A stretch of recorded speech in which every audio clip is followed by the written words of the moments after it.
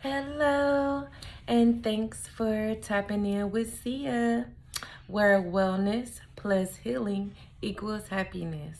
All right. So, yesterday I wasn't feeling that video, so I didn't post, but I'm still gonna post 365 videos in 365 days. So, this video is for yesterday, day 7.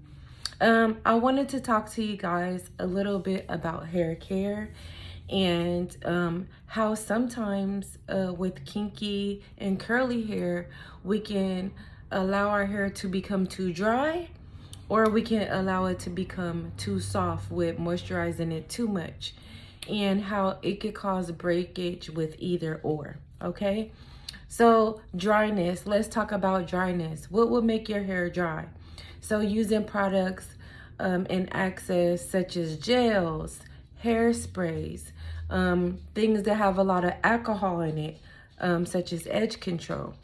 This is why you see a lot of breakage from the making it hard and stuck, and then combing it out is causing a lot of breakage. So with a lot of my clients, because I am a stylist, that come in and sometimes they're suffering because they're using edge control to braid their hair and to put the wigs on, and you know, that thread on top of it, that's just dry and breaking. Even, you know, getting their hair braided, they're like, wow, I'm doing protective styles and I'm still noticing my hair is breaking. So I asked them, what is their stylist using? And when they tell me, it's confirmed that yes, this does cause breakage when you're using it on a regular basis. There are other products you can use besides edge control. I just, like I said, don't recommend that. So check your labels and make sure it doesn't have a lot of alcohol. Usually styles that stay stuck, that's how you know there's a lot of alcohol in those products. Okay, I don't mind my edges being frizzy. I don't mind if they're not laid down, but that's just my preference. For some people who do like that slick look, I recommend beeswax and sometimes setting lotion. And if you tie it down regularly, like how the guys do with the do-rags and the waves, just continue to brush it and tie it up, and it'll get trained to do what you want it to do. So now that we talked about the dryness, I want to share with you about when you have your hair and it's too soft. So just like if your lips are dry and cracked when you smile, they break, your hair is the same way. It's made out of the same ingredients. Your hair, nails, and skin are made out of the same things. And that's why you notice that you can use the same products on your hair, your skin, and your nails.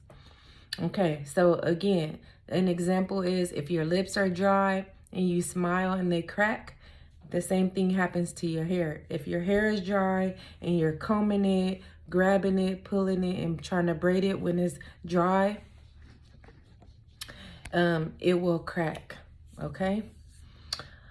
When your hair is too soft, let's describe it as if you put a Band-Aid around your finger for a few days and leave it there. That skin under there is going to be real soft.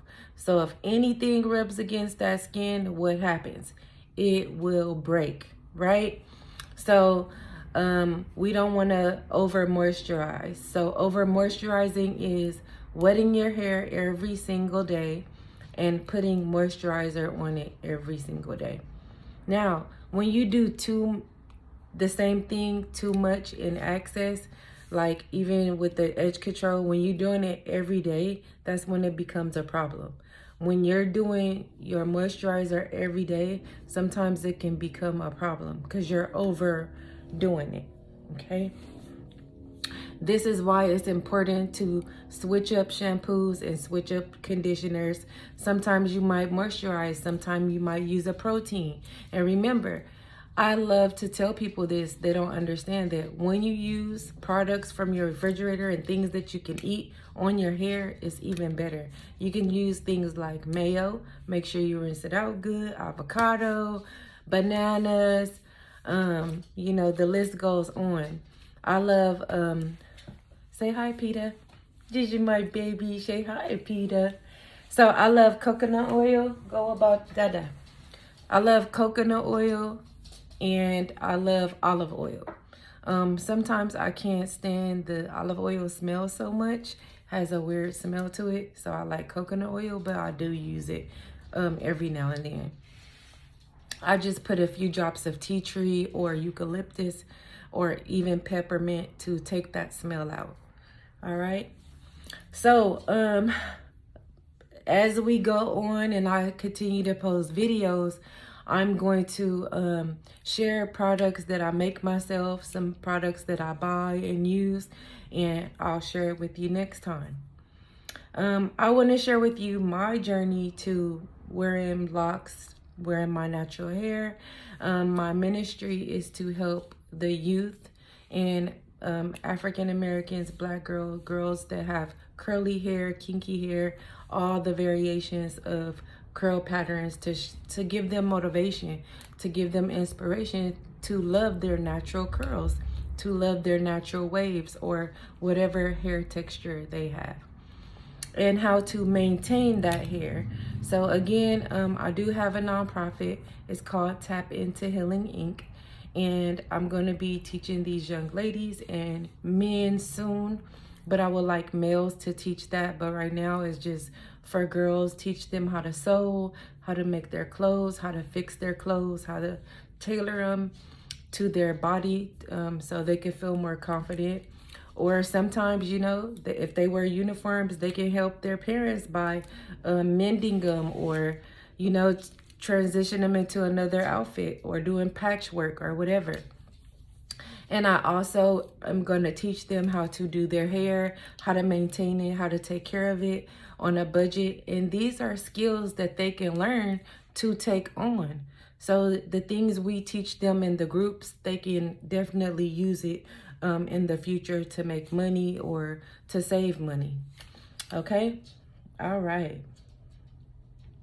Now, my lock journey started when I've always wanted to wear my natural hair, but I was so worried about what people think and how they feel, especially no one in my family really wears their hair natural and like naturally curly, or you know, me working in counseling, therapy, working with corporate, working in management and things like that. It's really looked down upon wearing natural styles, even if it is braids sometimes. So I was reluctant on getting them, and I've always wanted it. And a few years ago, I was going through some things and I just cut all of my hair off, which I always do. You know, need a fresh start, cut your hair off. That's something I do. When I'm going through something, I just usually cut my hair off because like I have one less thing to worry about. And that's how I used to feel. So I started wearing my little afro. And so at first I was nervous to wear it, but my husband now, when we were dating, he was like, I don't care about that little afro. And I was like, oh my God. But when I wore it, man, even driving down the street, going to the store, going to work, everybody was like, oh my God, you look so beautiful. And I was like, really? I couldn't believe it. So I was just wearing my afro. One of my coworkers, she was wearing her afro, and I said, you know what, you motivated me, and I appreciate you wearing yours because I wore mine too. And so it was just amazing. When I went out of town to visit with some of my family, some of my cousins, we had a girls' day and we were celebrating one of my cousins' birthday. And one of my cousins was just having a ball. She looked so beautiful, you know, swimming in the ocean, getting in the jacuzzi and all of these things. And me and my other cousins were just worried about her hair. We're just sitting, watching her have fun. And it's just to watch her have fun and transition, getting her hair wet and not even caring about it, that's big. Because a lot of Black women, African American women, we lose out on things worrying about our hair. You know, we worry about having fun, rolling down the window. It could be hot as heck, but we don't want to mess our hair up. Or sometimes we can't sleep because our head hurts or whatever the case. we tie it up, or how we take a shower, and even how you have sex. Your hair affects your sex life too. And it's sad that Black women have to worry about this, but those are some things that just went through my head. And I told my cousin, when I get back home, I'm starting my locks, and that's what I did. So this is my lock journey. It's 3 years now, and look how beautiful they look.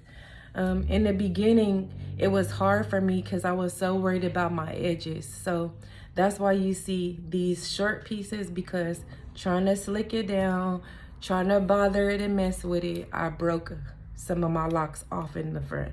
So now I don't even worry about it. I enjoy my life more. Sometimes I have it curled, sometimes I wear it down. I just don't worry about it. And so what I could tell people about the starting process in starting your locks, get used to not having your edges so slick. And it's easy to say and it's hard to do, because that's why they call it a journey. Everybody's journey is different. Make sure you keep your spray bottle, your moisturizing spray bottle, and spray it if it ever feels dry. I usually only oil it when I first get it retwisted. Trust the process. Your locks are gonna stick up, they're gonna lay down, they're gonna do what they wanna do, they're gonna be lumpy, they're gonna be different shapes, but once they lock all the way up, they're gonna be smooth. They're gonna be frizzy at first, but trust me, trust the process. And again, as the videos go on, I'm gonna be sharing with you some of these things. I'm gonna be sharing with you what I do with my program, with my counseling program. A few days a week, I do the anger management and domestic violence, the youth support group. Then the end of the week, I do hair and I make clothes. And that's something that I wanted to do. I also learned how to incorporate self-care. So I do have 2 off days. One is for myself and the other is for my husband. All right. Well, I know that was a lot of information. Please don't forget to like, share, and comment, and please subscribe. I hope that you can share this message, or that this message resonates with you and others. And I really am happy to leave a positive footprint on your life, okay? So thanks for tapping in with Sia, where wellness plus healing equals happiness. And you guys continue to be blessed. Bye-bye.